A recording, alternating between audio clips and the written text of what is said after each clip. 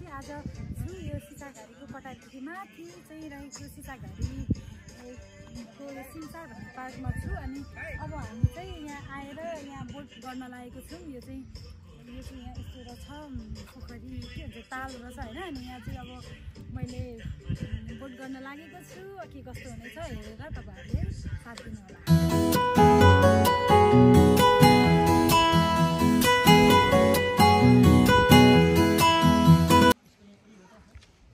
Guys यो उदयपुर कटारीको हामी यो सिमरन भन्ने पार्कमा चाहिँ आएर यो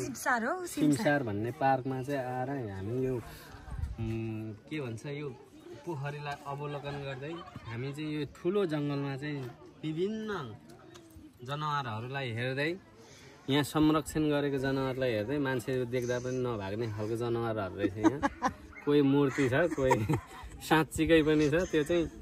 कहीँ पनि भाग्दैन। त्यसलाई अवलोकन गर्दै यहाँ चाहिँ रमाइलो ठाउँ रहेछ। यसो हामी चाहिँ सिन्धुली जिल्ला हुँदै उदयपुर जिल्लामा आएर यसरी फोटो खिचिएको छ, रमाइलो गरिरहेको छ। अब फेरि यहाँबाट हामी कटारी हुँदै कता जान्छौँ त हामी लभ डाँडा भन्ने छ अरे, कता लभ पर्नेमा ठाउँमा छ अरे। अब फेरि हामी पनि लभ पर्नलाई जाँदैछौँ त्यता गाइजहरू। सानो भिडियोलाई चाहिँ लाइक एन्ड कमेन्ट गरिदिनु अनि हेरेर मजा लिनु होला, एकछिन भए पनि टाइम पास गरिदिनु होला। धन्यवाद। कस्तो लागिरहेछ यो चाहिँ उदयपुरको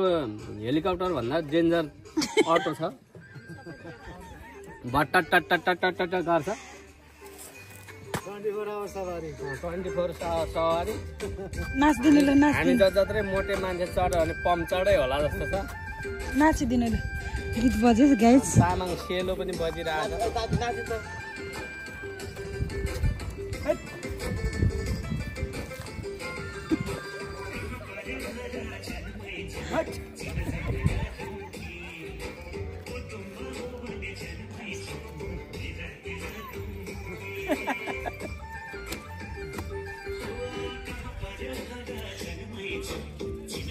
त्यहाँ बच्चाको पार्क रहेछ अनि त्यहाँ चाहिँ गीत बजाउँदो रहेछ। मेरो बुढी त्यत्तिकै नाचिरहेछ क्या, रमाइलो रहेछ। साथीहरू यहाँको उहरू आज चाहिँ घाम पानी पर्न लागेछ क्या, अनि त्यही भएर अलिक भिडियो चाहिँ क्लियर चाहिँ आएन। कस्तो छ हुन्छ राम्रोसँग मिलाएर हेर्नु होला।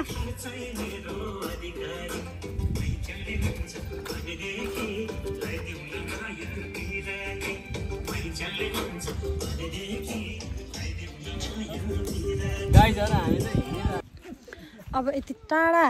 आइसकेपछि होइन यहाँ यो पोखरी यो तालमा नघुम्ने त कुरा भएन। अनि अब हामी घुम्न लागेको छौँ, हेर्नु होला कस्तो हुनेछ। बोटिङ ल गाइस, म चाहिँ बोटिङ गर्न लायक अप्ठ्यारो हो नि अब तालिम आउँछ साथीहरू मलाई बोटिङ गर्नलाई लायक त्यसो त हामीले पनि तालिम गरेको हो र गइरहेको म त के थाहा होइन। तर यस्तोमा होइन, हामी त उवाला मोटरवाला समुद्रको लागि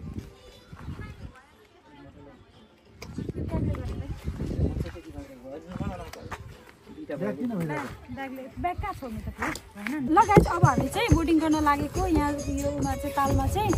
अनि हाम्रो अब आजको बोटिङ चाहिँ कस्तो हुनेछ तपाईँहरूले देख्न सक्नुहुनेछ। अब हाम्रो स्टार्ट भयो है त।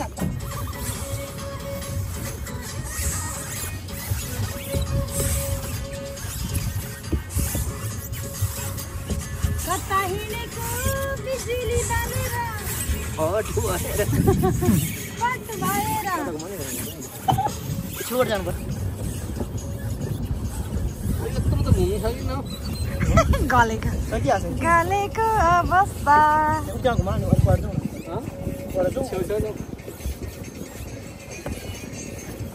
त्यसले काम गर्दैछ। त्यो दुवा छोडाउने हो चाहिँ ड्राइभर हो त्यसलाई गरेर कता हो तपाईँ छोडिदिनु न। अब हामी त कहाँ हो त जता घुमायो नि कता घुम्यो यो त त्यसरी नै होइन हो यसले कता घुमाएछ एकपट्टि घुमाउनु एउटै घुमाउनु पर्यो होइन यो त पछाडिको पछाडि छोड्नु यो यसरी चाहिँ रहेछ क्या उता जानु पर्यो नि। अब हामी उहाँ पुगेर आउनु घुम्नु पर्यो यस्तो घुम्ने हो यो बनाएको हो कि मान्छेले यो पहिले यस्तै हो बनाएको हो पोखराको सेम रहेछ यो बिचमा चाहिँ छ नि त पोखरामा नि यहाँ चाहिँ कहाँको पानीले हाल्यो होला यत्रो त्यो सानो घुम्नु मिल्दैन होला त्यहाँबाट यता आउने त्यो अन्तिम रहेछ नि त त्यहाँबाट फेरि यतै घुम्ने हो घुमाउन घुमाउँ उल्टा रहेछ घुमाउने दिनभरि यहाँ घुम्नै हुन्छ भने चाहिँ के चाहियो टेन्सन छैन नि यार कोही ठाउँमा चाहिँ मिनेटको हिसाब हुन्छ यो चाहिँ पोखरा गएको फिल गरेर यहाँ सस्तो नि अब अस्ति पर चढ्नु पऱ्यो भने सोध्छु त यहाँ 500 भन्छ एकजना भयो त्यतिले घर पुगिन्छ भाडै हुन्छ थुप्रो हुन्छ भन्दाले एकजना गरेर 1200 अप्ठ्यारो हुँदो रहेछ भयो उता लगौँ उता जानु मन थियो कि यहाँ के लाग्यो घरतिर उता फोटो राम्रो आउँथ्यो घुम्ने नि त घुमाउ चाहिँ हान्दै गर्ने यो पछाडि घुमाउँछ साईबाजीले गुरुजीले घुम्नु जानु यो आज आजको यो पहिलो बोटिङ चाहिँ यो चारको बोटिङ चाहिँ मलाई एकदमै रमाइलो लाग्यो होइन अनि मलाई चाहिँ त्यस्तै धेरै ठुलो पोखरी छ भन्ने चाहिँ सोचेको थिइनँ सानो छ होला जस्तो लाग्थ्यो तर सोचेको भन्दा ठुलो रहेछ जस तपाईँहरू आउनु होला यहाँ आएर इन्जोय गर्न सक्नुहुन्छ यहाँ बोटिङ चाहिँ इलेक्ट्रिक बोटिङ भएर चाहिँ इलेक्ट्रिक भएर चाहिँ जानुहुन्थ्यो अब त्यो बोटिङ चाहिँ पसिना छुटिरहेछ मैले चाहिँ गरेको छैन मलाई चाहिँ एकदम आनन्द भइरहेछ साइकलिङ गर्नु चाहिँ नपर्ने रहेछ मलाई चाहिँ मजा भइरहेछ घरै तिग्रा दुखेर मर्नु हुने रहेछ पेट घट्ने पनि चाहिँ एक्सर्साइज भनेको राम्रो हो थकित यता उतिको पिङ पनि रहेछ नि एकैचोटि तल पुग्यो क्या पिङ खेल्दाखेरि माथि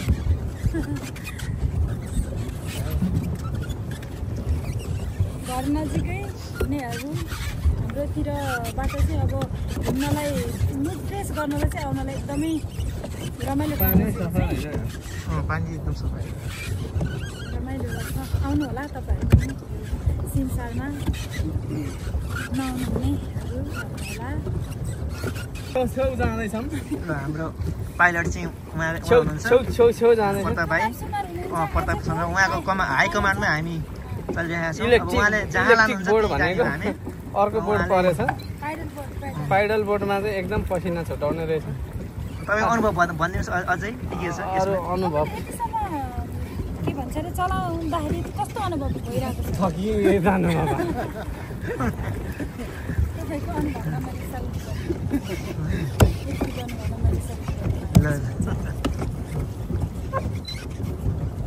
होइन त्यहाँ चाहिँ जानु मन छ बोटिङ यता बोट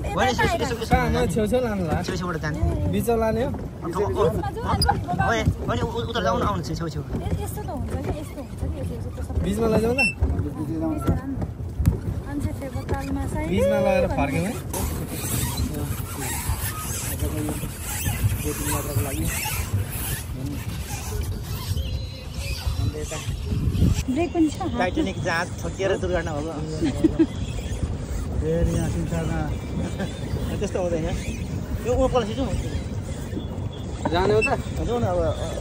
सिमसारको हामी चाहिँ यो कुनामा छौँ अहिले यो कुनामा चाहिँ अब हामीहरू यो बोटिङको यात्रा लगभग अन्तिम हुने बेला भएको छ अनि अब हामी यो एक राउन्ड गरिसकेपछि चाहिँ त्यहाँ पुगिसकेपछि हाम्रो अन्तिम हुनेछ त्यही भएर मैले यो ठाउँमा चाहिँ भिडियो गर्नलाई चाहिँ यो एकदम राम्रो लागेको छ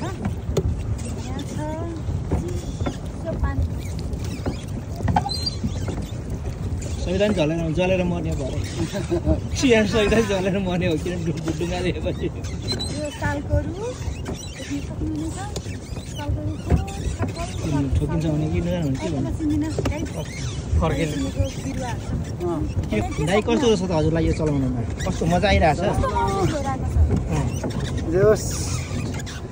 महसुस भन्दा पनि थकान चाहिँ धेरै भइरहेको छ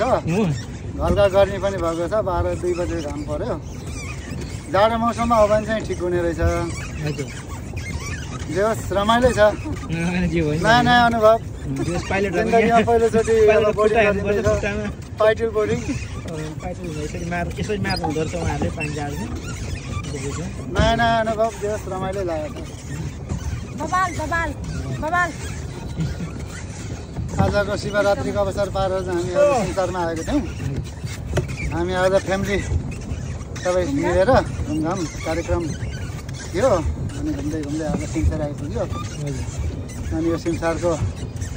यो पोखरीमा चाहिँ यस राम्रो रहेछ बिचमा पार्क रहेछ वरिपरि घुमेको रहेछ मतलब यु आकारको रहेछ भनौँ न यु आकारको रहेछ बिचमा चाहिँ पार्कहरू छ चिल्ड्रेन पार्कहरू बस्ने घुम्ने ठाउँहरू राम्रै रहेछ हाम्रो पाइलट चाहिँ सिममा हुनुहुन्छ अनि को पाइलटले चाहिँ भिडियो गर्दै हुनुहुन्छ अनि पाइलटको रुल्स भनिदिनु न सबैले सिट बेल्टहरू बाँधिदिनु होला मोबाइल अफ गरिदिनु होला शान्त भएर बसिदिनु होला अब हाम्रो बोर्डिङको चाहिँ ल्यान्डिङ हुँदैछ पार्किङ हुँदैछ उहाँ तल प्लिज पाइलट सिटी फुक्दिनु होला अब अझै पार्किङ हुँदैछ उहाँ चाहिँ अझै अलिकति लाइनमा लानु सकिँदैन जस्तो छ त्यही पनि मौसमको कारणले गर्दा ब्यास हाम्रो चाहिँ गन्तव्य स्थान यहीँसम्म रह्यो अझै घुमिरहेको छ अब हामीले चाहिँ तेर्सो पारेर गाइडलाई अलिकति सहायता दिनेछौँ अब हाम्रो यात्रुहरू चाहिँ उत्रिन सक्नुहुन्छ धन्यवाद ओइ धन्यवाद गाइज हामी चाहिँ बोटिङ गरेर एकदमै थाक्यौँ अनि अब यहाँ पानी किनेको छौँ अब पानी किनेर खाएर अब हामी यहाँबाट चाहिँ जानेवालामा छौँ ल यदि भयो है पैसा पानी खान्छौँ